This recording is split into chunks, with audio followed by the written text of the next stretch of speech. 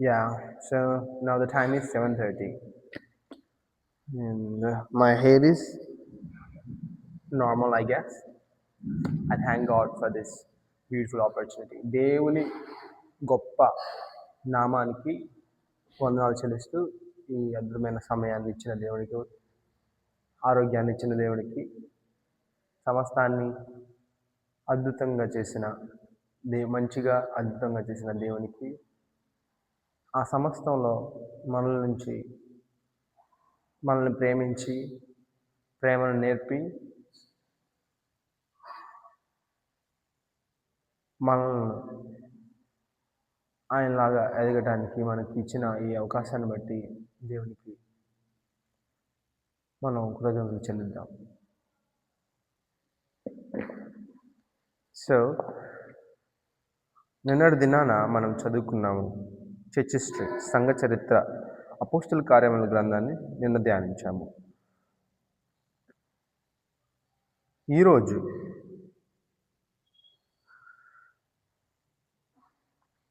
మనం ఏం ధ్యానించబోతున్నాం అంటే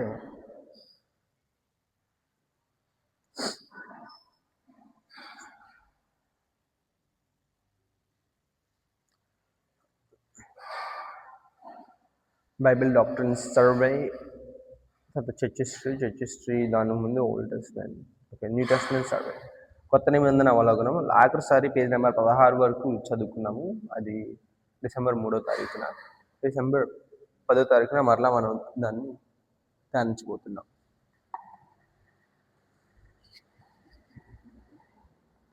church history,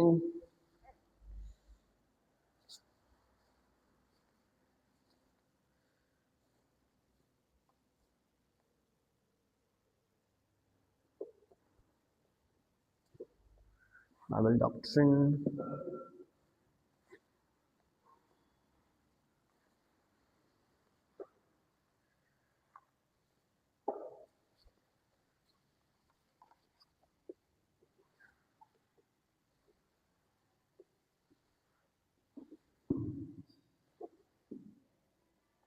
page number book number 3 ఇంకోటి ఉండాలి, దాన్ని వెతుకుతున్నాను. Number 5, number 2, book number 9. Okay, so I have only English version. Oh, seems like it descended. Sorry.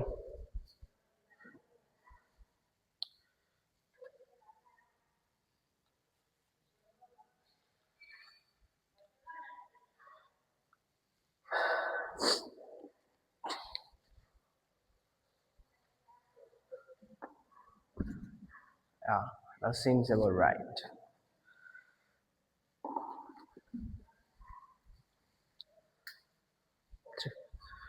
We are 3 minutes in.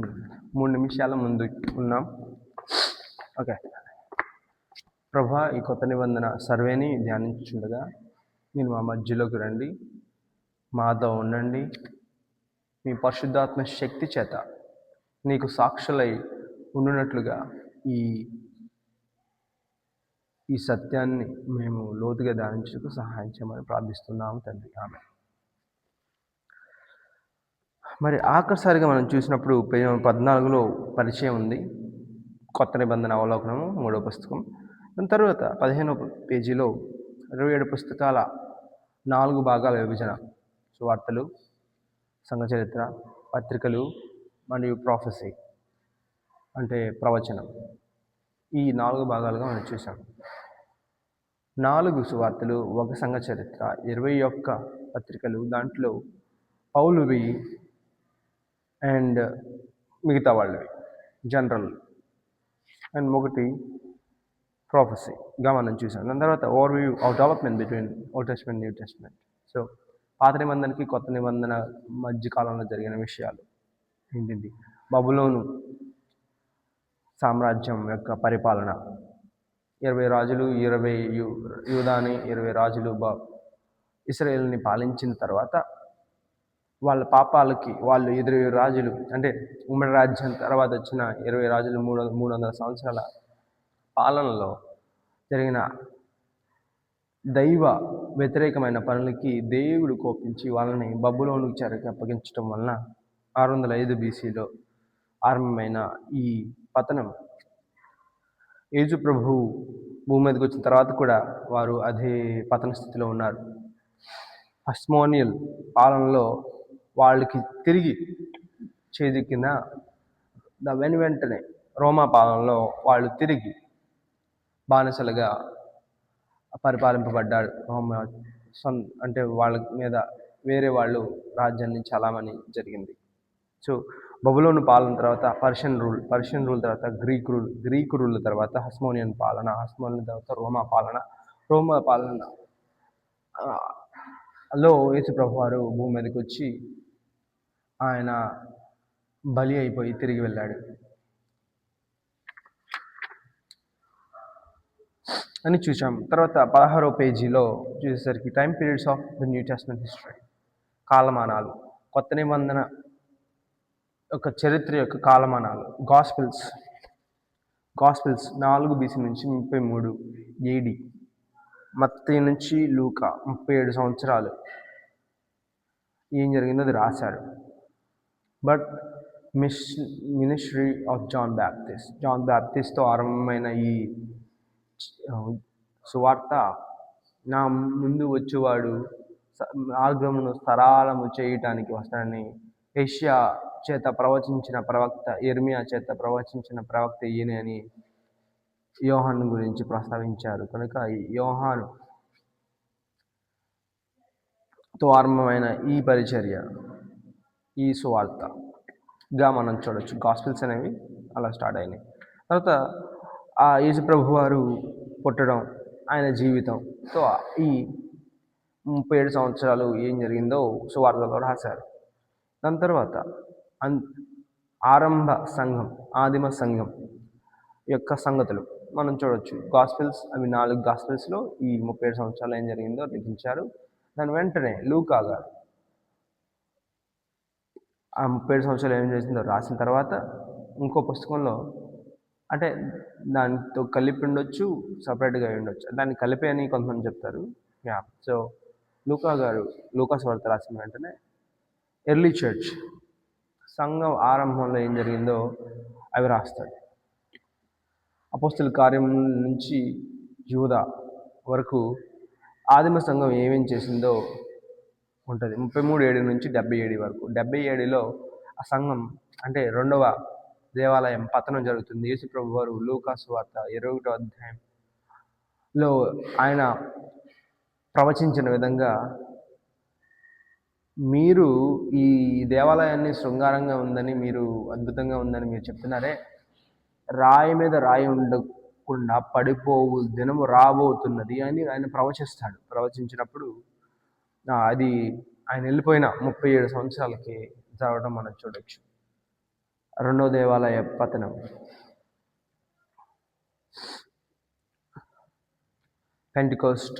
Pentecost ఆరంభమైన ఈ ఆదిమ సంఘ చరిత్ర, destruction of Jerusalem in 70 AD, 70వ ADలో పతనమైన ఈ యెరూషలేము యొక్క పతనం చూడొచ్చు. Later church 90 to 100 AD, John 1, 2, 3, John revolution 10 years. ఆ పతనం అయిన తర్వాత ఆ సంఘం అభివృద్ధి చెందటం, maturing of the church and false doctrines and teachers and letters to the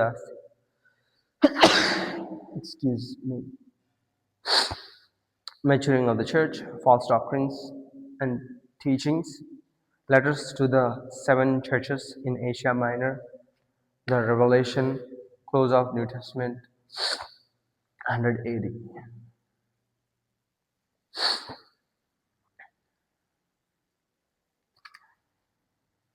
so ఈ 100 AD వరకులో మనం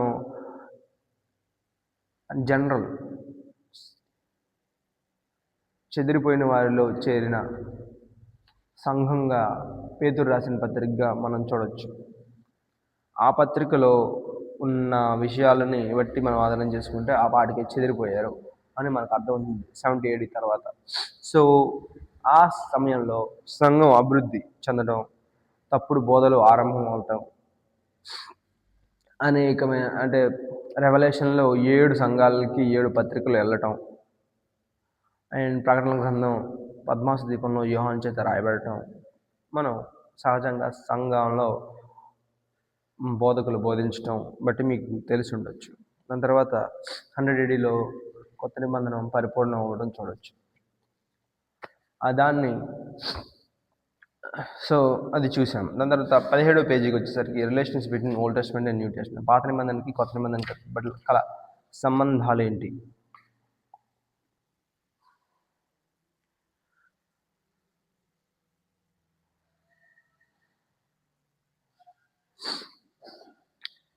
So the reference to the first 39 books of Bible as Old Testament and the 27 books of the Bible as the New Testaments developed during 2nd century AD. 2వ శతాబ్దంలో సంఘం, ఆదిమ సంఘం 39 పుస్తకాల పాత నిబంధనగా, 27 పుస్తకాల కొత్త నిబంధనగా గుర్తించారు. ఆ కాలంలో ఏం జరిగింది, కాన్స్టాంటినోపిల్ క్రైస్తవత్వాన్ని లీగలైజ్ ఎలా చేశాడు, ఆ విషయాలన్నీ మనం సంఘ చరిత్రలో తెలుసుకుంటాము. కొత్త నిబంధనలో కూడా మనం కొన్ని విషయాలు తెలుసుకోగలుగుతాం. సంఘ చరిత్రలో ముఖ్యమైన విషయంగా దాన్ని తెలుసుకుంటాం. The term Old Testament focused primarily on the Mosaic covenant, which God made with Israel at Mount Sinai after the Exodus, before they entered the Promised Land. Exodus chapter 20 to 24, Deuteronomy chapter 28 to 30, and also Jeremiah chapter 31, Galatians chapter 3, Hebrews chapter 9. ఈ సీనాయి పర్వతం మీద అంటే నిర్గమం, ఇశ్రాయేలీలు ఐగుప్తు నుండి నిర్గమం తర్వాత వాళ్ళు mount సీనాయి పర్వతానికి చేరుకున్న తర్వాత వాళ్ళకి ఇవ్వబడిన నిబంధనని ఈ పాత నిబంధనగా పేర్కొంటారు. అది ఎక్సడస్ 20వ అధ్యాయం ఎక్సడస్, నిర్గమాకాండం 20వ అధ్యాయం 24వ అధ్యాయాల వరకు ఉంటుంది. The Mosaic covenant included the law and all its regulations, rituals, and sacrifices.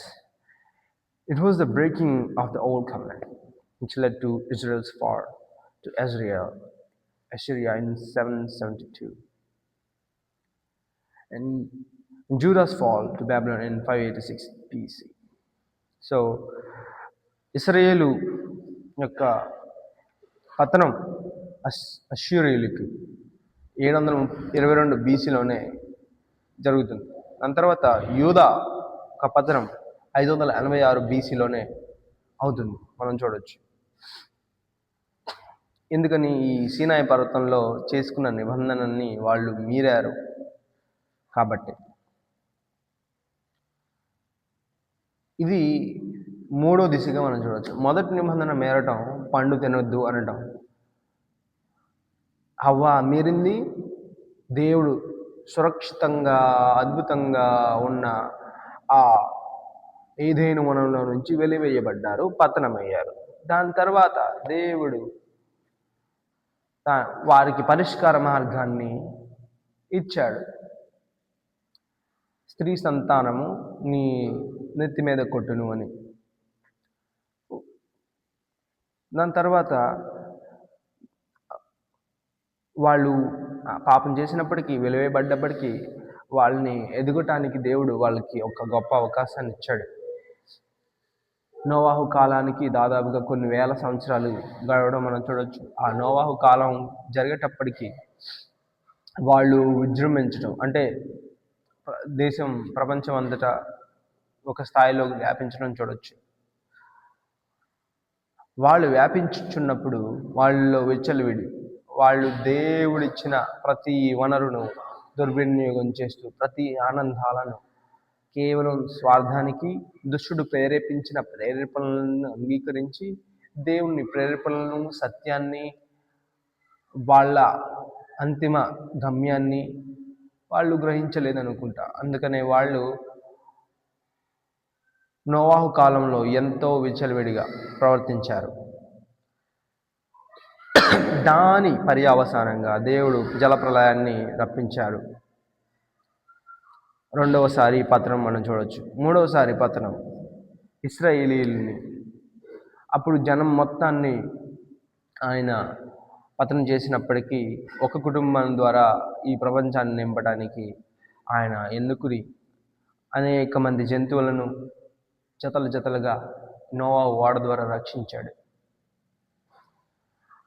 పండు తిన్న అవ్వనేమో స్త్రీ సంతానంతో వాళ్ళని వెలివేసి మరణం, వాళ్ళు కోరుకున్న మరణం నుంచి విముక్తిని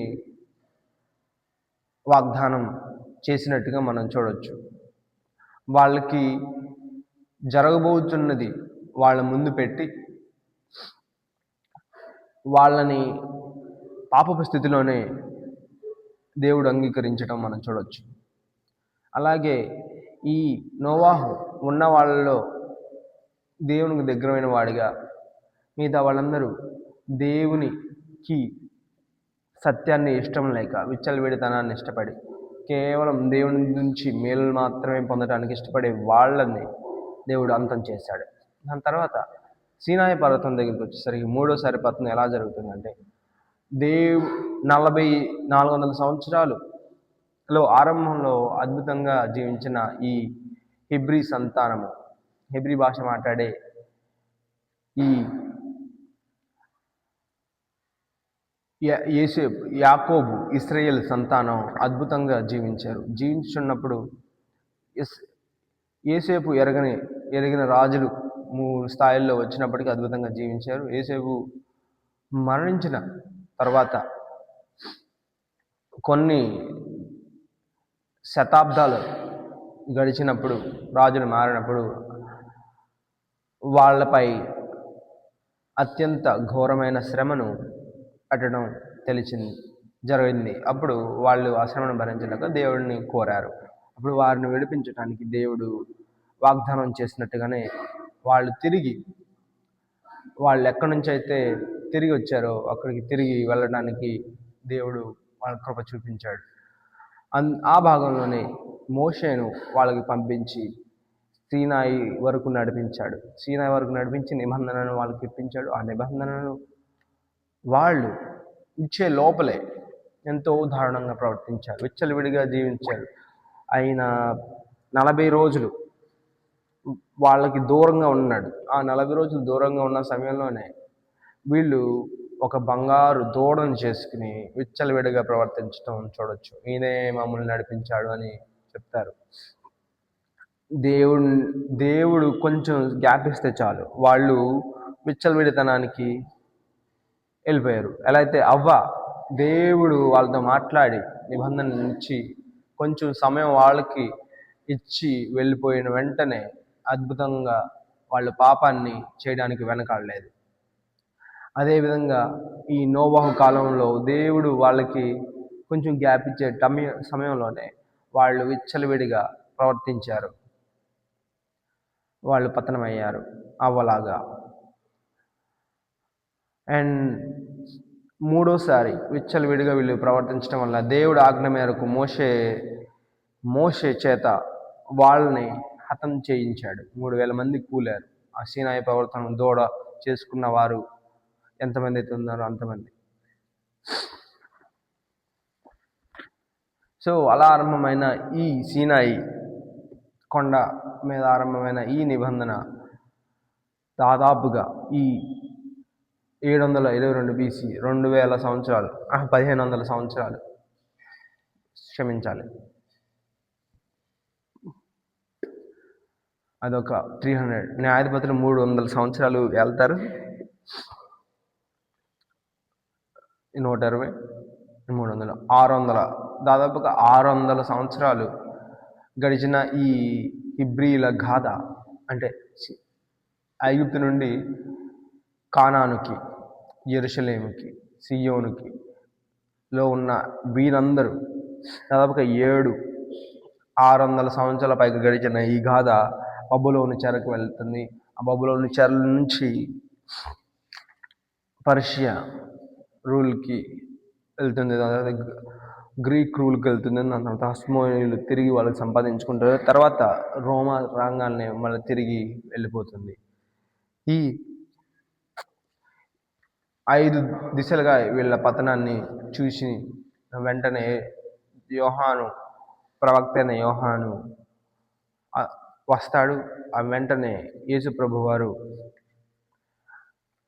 ఆయన పుట్టిన 6 నెలలకి ఆయన జననం మనం చూడొచ్చు. సో ఈ విషయాన్ని ఈ నిర్గమకాండంలో, ద్వితీయోపదేశ కాండంలో, ఇర్మియాలో, గలతీల్లో, హెబ్రీల్లో చూడొచ్చు. మనము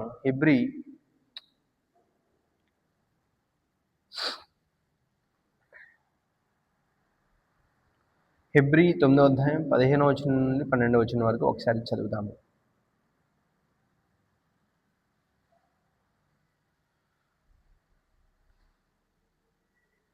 హెబ్రీ 19వ అధ్యాయము 15వ వచనం నుండి 12వ వచనం వరకు చదువుతున్నాం.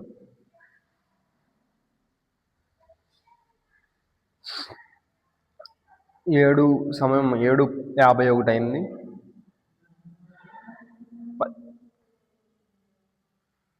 ఈ హేతువు చేత మొదటి నిబంధన కాలంలో జరిగిన అపరాధముల నుండి విమోచన కలుగుటకై ఆయన మరణము పొందినందున పిలువబడిన వారు నిత్యమైన స్వాస్థ్యమును గూర్చిన వాగ్దానమును పొందు నిమిత్తము ఆయన కొత్త నిబంధనకు మధ్యవర్తి ఆయను. హెబ్రీయులకు రాసిన పత్రిక 9వ అధ్యాయం 15వ వచనంలో ఇలా ఈ పాత నిబంధనకి కొత్త నిబంధనకి మధ్య సంబంధాన్ని మనం చూస్తున్నాం. ఈ హేతు చేత మొదటి నిబంధన కాలంలో జరిగిన అపరాధముల నుండి విమోచన కలుగుటకై ఆయన మరణము పొందినందున పిలువబడిన వారు నిత్యమైన స్వాస్థ్యమును గూర్చిన వాగ్దానమును పొందు నిమిత్తము పిలువబడిన వారు. ఎవరు పిలువబడ్డారు?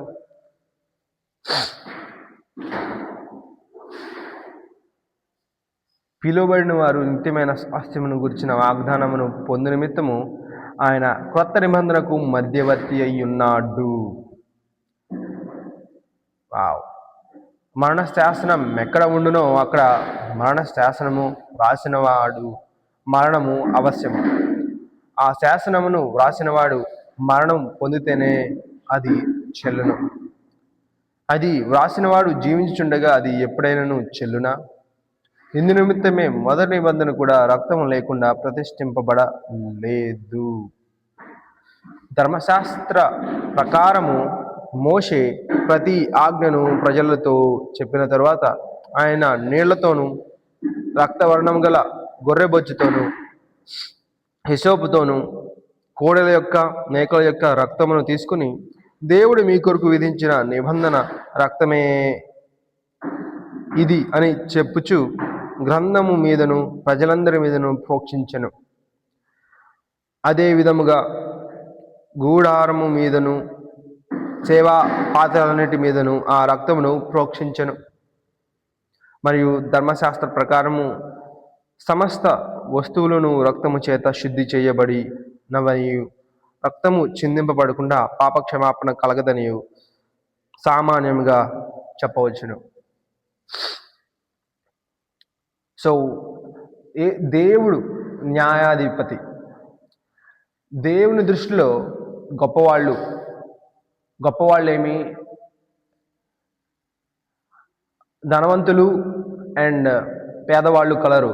కానీ వాళ్ళిద్దరికీ ఒక విషయం కామన్. అదేంటంటే వాళ్ళిద్దరిని చేసింది దేవుడే.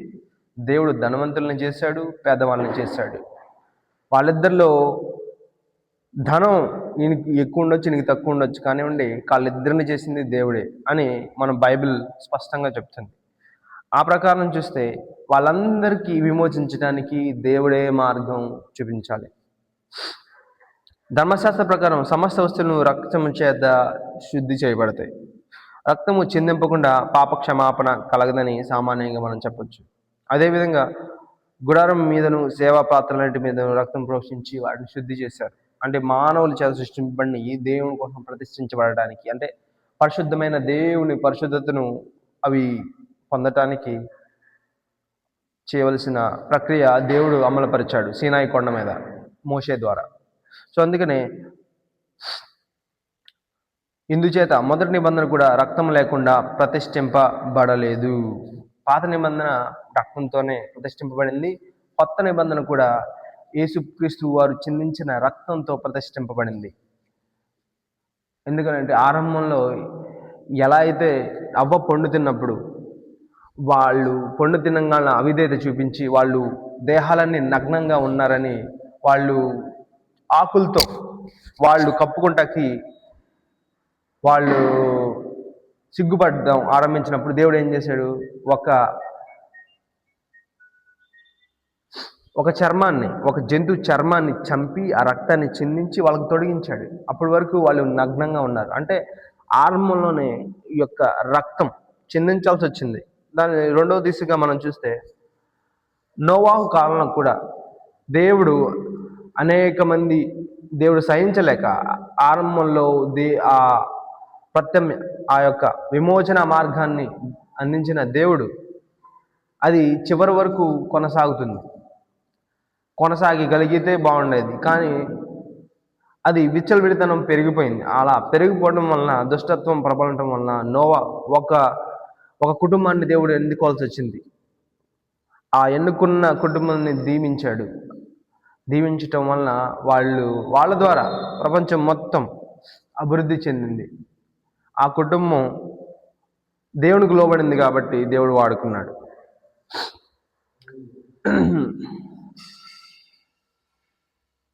ఇంకా ఉండండి, 5 నిమిషాలు ఉంది, కూర్చోండి, వినండి, కూర్చోండి, 5 నిమిషాలు ఉండి కూర్చోండి.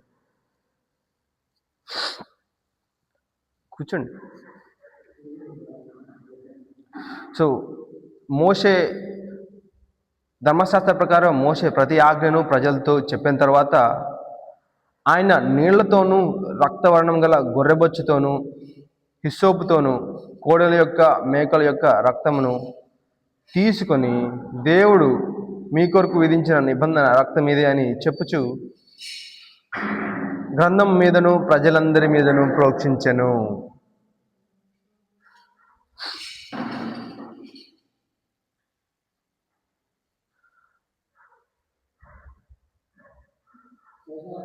సో బేసిక్గా ఇది జరిగింది. So mosaic covenant includes the law and all its regulations, rituals and sacrifices.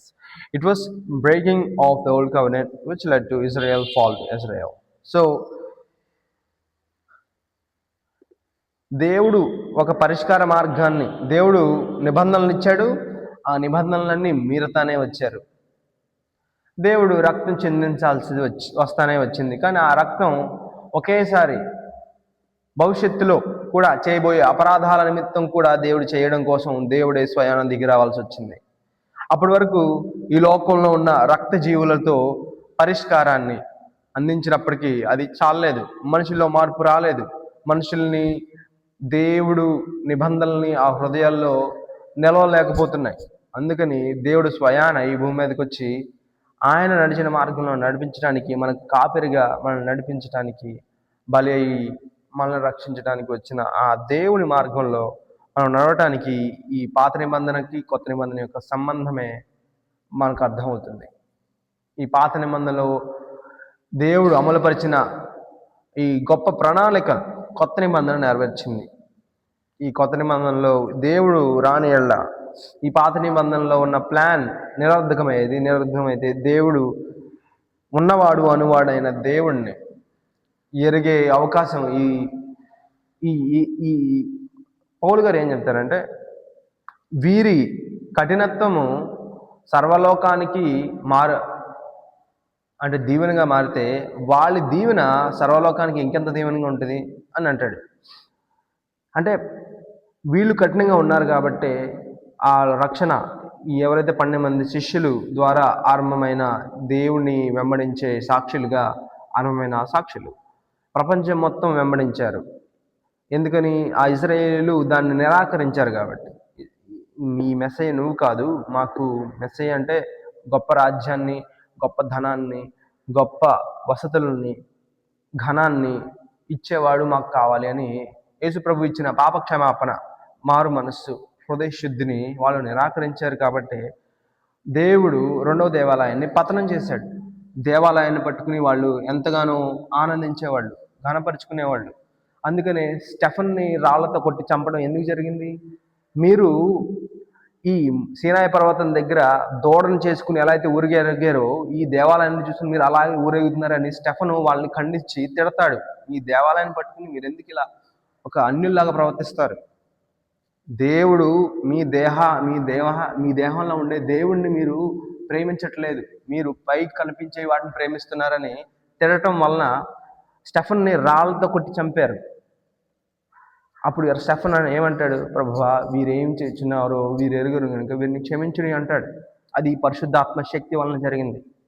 యేసు ప్రభు వారు శిలువలో ఏ మాట అయితే పలకగలిగాడో అదే మాట పరిశుద్ధాత్మ వలన స్టెఫన్ పలికాడు. అది దేవుడు ప్రణాళికలో ఉన్నారు కాబట్టి అంత గొప్పగా జరిగింది. సో ఈ మిగతా 17 పేజీలో ఇంకా 1, 2, 3, 4, 5 పారాగ్రాఫ్స్ ఉన్నాయి. సో పాత నిబంధన కొత్త నిబంధన యొక్క సంబంధంలో మనం మొదటి భాగాన్ని చదువుకున్నాం. హెబ్రీయులకు రాసిన పత్రిక 9వ అధ్యాయం 15 వచ్చిన 12 వరకు. తర్వాత ఈ 3 పేరాలు 17 పేజీలో చూసుకుందాం. దాని తర్వాత పాత నిబంధన కొత్త నిబంధన యొక్క సంబంధాలు ఉన్నాయి. ఓకే, దేవుడు ఈ మాటలను మనం దీవించిన గాక. Praise to the God Almighty.